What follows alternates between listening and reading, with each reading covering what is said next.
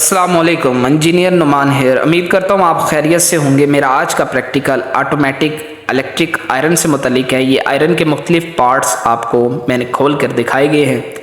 यहाँ पर बेसिकली मेरे पास इलेक्ट्रिकल आयरन के पार्ट्स में सबसे पहले एक मेरे पास इलेक्ट्रिक आयरन का हैंडल मौजूद है।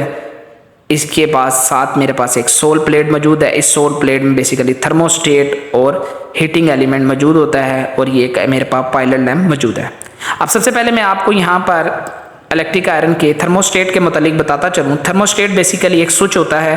इसके एक टर्मिनल पर हम फेस देते हैं और दूसरा जो टर्मिनल होता है वो हीटिंग एलिमेंट के साथ जुड़ा होता है और यहाँ पे न्यूट्रल देने से हमारा सर्किट क्या हो जाता है, कंप्लीट हो जाता है।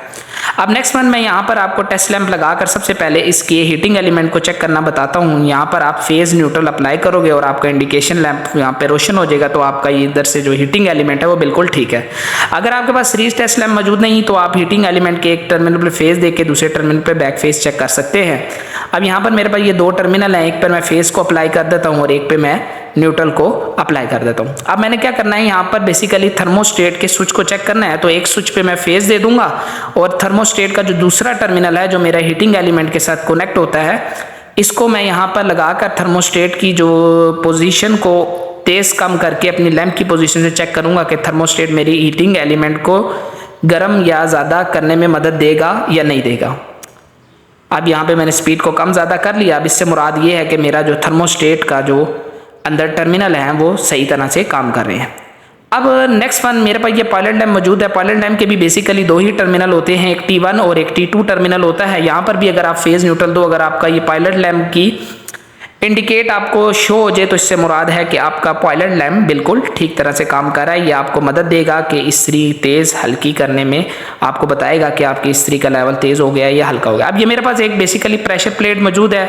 ये बेसिकली आपके आयरन को ईजिली प्रेस करने में मदद देती है और ये जब आपकी सोल प्लेट गर्म होती है तो बेसिकली प्रेशर प्लेट भी आपकी इस्त्री को काफ़ी देर के लिए गर्म रखती है।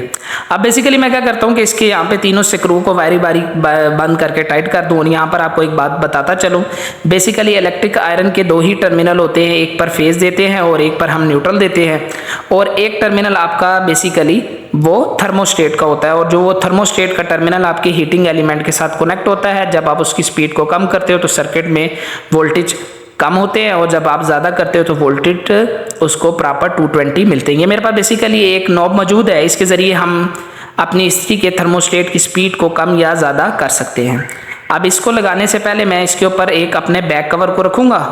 अब बैक कवर रखने के बाद मैं इसके ऊपर अपने एक इस्त्री के डायलर को रख दूँगा। अब यहाँ पर मैंने पायलट लैंप के एक टर्मिनल को बाहर निकाल लिया है।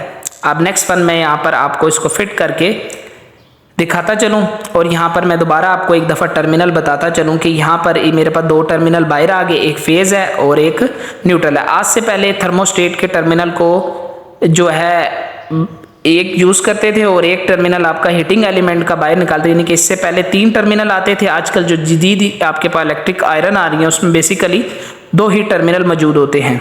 अब यहाँ पर ये मैंने इस अपने इलेक्ट्रिकल हैंडल को चेक करने का तरीक़ाकार बता दूँ। इधर एक बेसिकली नॉब मौजूद होती है, इसके ऊपर मैं अपने टेस्टर की नोक को फिसा के यानी फ्लैट साइड को फिसा के इधर इसके डायलर को ऊपर नीचे करूँगा। अगर ये मूवमेंट ठीक कर रहा है तो इससे मुराद ये है कि मेरे अंदर थर्मोस्टेट की स्पीड को कम या ज़्यादा करने में ये डायलर जो है मददगार साबित होगा। अब मैंने यहाँ पर इस्त्री की हैंडल को रख के बेसिकली इसको दोबारा एक दफ़ा रोटेट करके चेक कर लिया कि स्मूथली वर्क कर रहा है या नहीं कर रहा।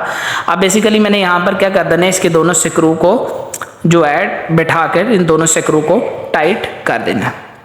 यहाँ पर फिर मैं अभी आपको आने वाली आगे आकर जब मैं टर्मिनल के कनेक्शन दोबारा जोड़ता हूँ तो फिर बता दूंगा आपको कि आपके दो टर्मिनल बाहर आ रहे हैं, एक पर आपने फेज दे देना है और एक पर आपने न्यूट्रल दे देना है। अब यहाँ पर मैं आपको चेक करवाता चलूँ कि ये दो टर्मिनल हैं, एक मेरे पास है फेज का टर्मिनल और एक मेरे पास है थर्मोस्टेट का टर्मिनल। और थर्मोस्टेट का दूसरे टर्मिनल को हमने हीटिंग एलिमेंट के टर्मिनल के साथ अंदर से मिलाया हुआ है। अब यहाँ पर मैं इसको फेज और यहाँ पे न्यूट्रल अप्लाई कर दूंगा और इधर इंडिकेशन लैंप को भी यहाँ पर न्यूट्रल यहाँ से मिल जाएगी और फेज ऑलरेडी थर्मोस्टेट स्विच के ज़रिए से होता हुआ हीटिंग एलिमेंट पर पहुँच जाएगा। अब यहाँ पर बेसिकली मेरे पास जो एक वायर मौजूद है, न्यूट्रल अप्लाई करने के बाद मैंने ये पीछे अपनी जो वायर की बेसिकली वायर है इलेक्ट्रिक आयरन को, इसको बेसिकली हम कॉटन फ्लेक्सिबल केबल के नाम से जानते हैं। इसको मैं टाइट करके अपने बिहाइंड कवर यानी कि बैक कवर को इसके ऊपर बैठा कर इस स्क्रू को टाइट कर दूंगा ताकि किसी भी किस्म की लीकेज या किसी बंदे को शॉर्ट सर्किट का अंदेशा ना हो सके।